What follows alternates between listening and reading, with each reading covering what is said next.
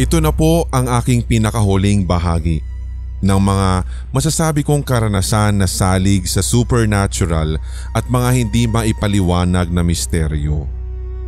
Ako pong muli si Tina. Ito na po muna yung aking mga ibabahagi pang pinakahuli para hindi rin po kayo mapagod mag-record, Sir Red.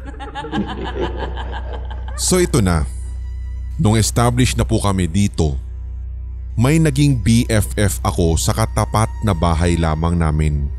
At sana'y nasusundan po ng inyong mga solid na tigapakinig at ito pa rin ay sa Cavite. Maayos na pamilya yung pinanggalingan ng BFF ko na nasa tapat lang ng bahay.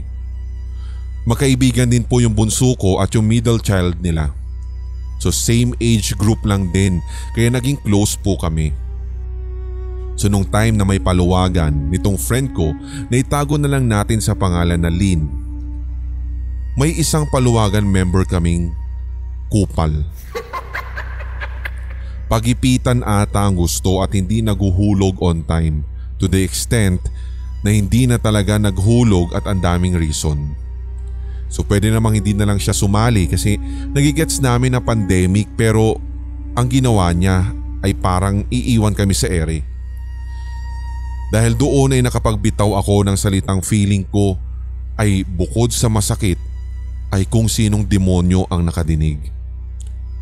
Ang sabi ko kasi, ay nako, abuloy ko na lang sa kanya yan, Lynn. Huwag mo nang singilin. Para po akong nabuhusan ng malamig na tubig nun at hindi ko alam kung paano ko babawiin yung sinabi ko. Otomatiko po akong kinilabutan. Hindi ko rin po alam kung saang banda, saang sulok ko nakuha yung pananalita na iyon. And then, a week later, namatay siyang dilat. Cardiac arrest daw ang sanhi. A month later, Sir Red, ay namatay ang isa sa mga senior sa kapitbahay namin sa tapat. Kasama to ng lola ni Alex. So ang lola ni Alex ay member ng SK o Sangguniang Katandaan. So para silang Spice Girls ng seniors dito sa community namin kasi yung lola ni Alex ay magna 94 na po sa December 2023. So nung araw na nakiramay sina lola at biyenan ko ay hindi po sila nagpagpag. Hindi naman po kasi sila naniniwala sa ganon. Kaya ang ending, amoy kandila po sa bahay. Kita ko po talaga yung tropa ni Lola sa kwarto. Kinakausap din po niya ako at yung boses niya ay parang galing sa ilalim ng tubig. Basta bank account lang yung nagets ko sa sinabi niya. Makikiramay dapat kami kinagabihan pero nagbago din kasi yung isip ko.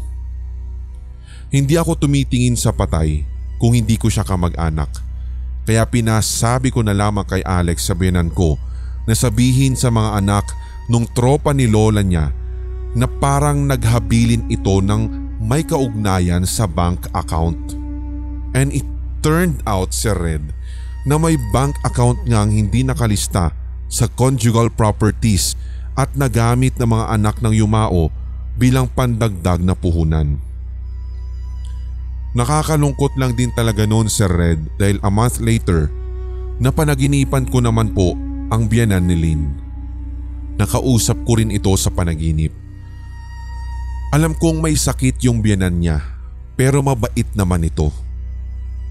The next morning, kinumusta ko si Lynn at sabi niya ay ayos naman daw ang kanyang biyenan pero nanghihina, subalit pilit pa rin kumakain. Nung gabing iyon ay namatay po ang kanyang biyenan. Alam ko naman po na malabong ako yung cause ng lahat ng ito pero sa tingin ko na it was a sign na malapit na siya. Nung second to the last day ng burol ng biyenan ni Lynn, may nakita akong 3 tao na nakatayo lamang sa labas ng tent. Normal na tao ang nakikita ko at hindi po gruesome yung images nila.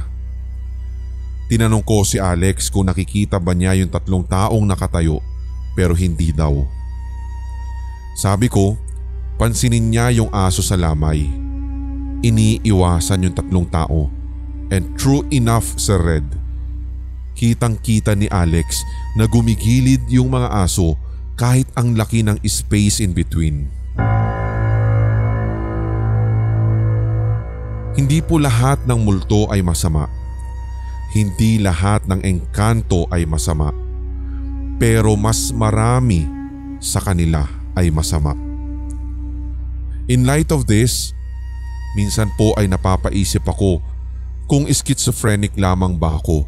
Pero so far, lahat naman ng mga psych evaluations ko ay normal at sinasabi nila ay baka stress-induced at maaaring hallucinations daw o kaya'y namamalikmata lamang po ako sa mga nakikita ko. Niwala nga pong prescribe na kahit na anumang mga meds sa akin dahil normal naman daw po ako. May paranormal psychologist din akong kinonsult. Sinabi niya sa akin na baka multidimensional plane visions daw talaga ang meron ako at hindi daw ito normal sa mga tao. Sabi din niya sa akin na ito ay mag-a-apply lamang daw sa mga tao na merong savant syndrome. So napaisip tuloy ako sa savant factor na yan. And thankfully, itong si Alex ay nagigets niya ako at ang mga nakikita ko. Hindi naman niya kailangan na maniwala. Ang sa akin lang ay basta't nandyan lamang siya sa tabi ko at supportive. Pero minsan talaga parang malas siya sa akin kasi hindi siya makapagluko dahil talagang meron pong bumubulong sa akin pag may gut feels ako na nagsisinungaling siya or if my friend siyang may secret na pagtingin sa kanya. Sinasabi ko sa kanya ora mismo na itong si ganitong babae o ganitong person ay ayoko dahil may something sa kanya na ayaw ko. So may good judgment din ako of character. Dahil nga rin siguro nasa corporate work ako dati. Pag gusto po ng inyong mga listeners, Sir Red, ay magsisend pa rin po ako ng iba ko pang experiences. Lalo na yung bang parang perks ng pagkakaroon ng ganito na kung saan na-foresee mo yung mangyayari sa work. Yung bang parang magiging prepared ka after mong ma-foresee yun. Ilang beses na po itong nangyari sa akin, Sir Red. Marami din akong instances na may weird experiences ako sa work pero gusto kong sabihin na hindi Junjun ang lahat ng sinasabi nilang Junjun. Para silang mga Angela sa previous kong kwento kung sana'y nasundan nila ang unang bahagi ng aking compilation na to. Mga manifestation sila na nagtitake form ng parang bata pero hindi po sila bata. Kaya yung nagsasabing may Junjun feel sa bahay, kondo or maging sa office nila, kabahan kayo kasi hindi multo ng bata yan. Natatandaan ko rin ang isa pang kwento ng buhay ko. Minsan, sinamahan ko yung panganay ko para magkita sila ng daddy niya, who is yung ex ko, at mga tita niya sa paternal side.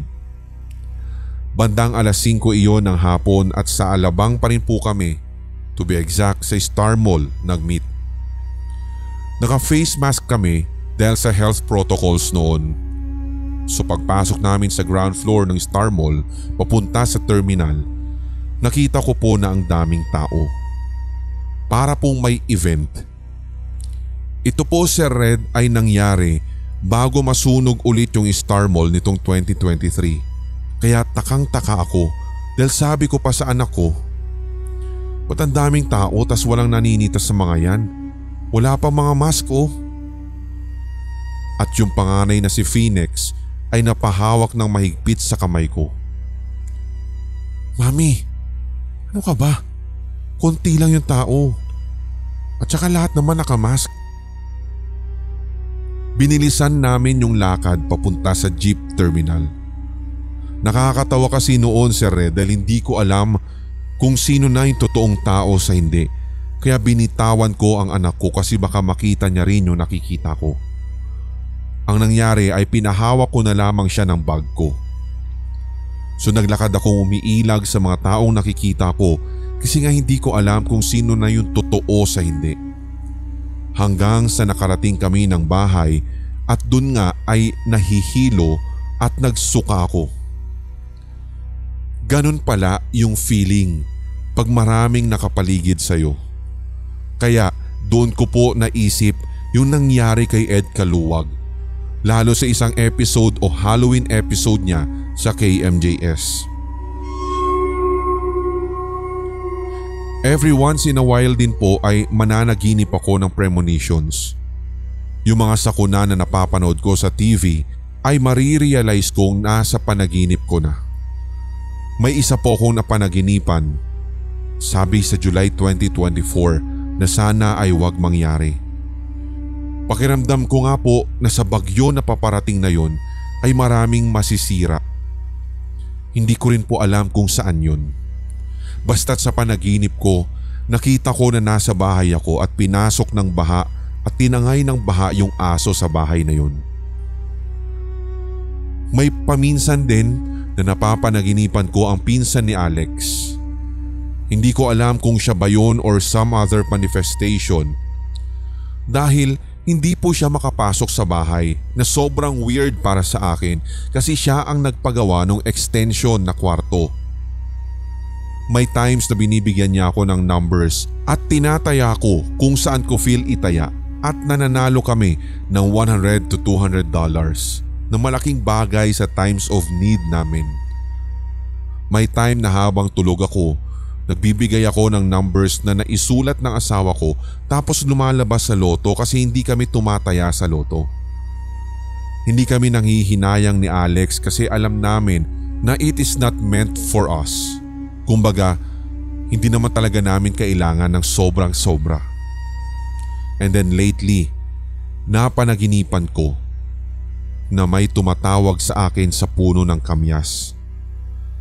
Malungkot daw sila kasi wala silang binabantayan. Gustong gusto kasi ng mga kalaro kong iyon dati pag maingay at masaya yung bahay namin. As in parang party. May time na nasunog yung katapat na bahay namin pero scot-free yung ancestral house.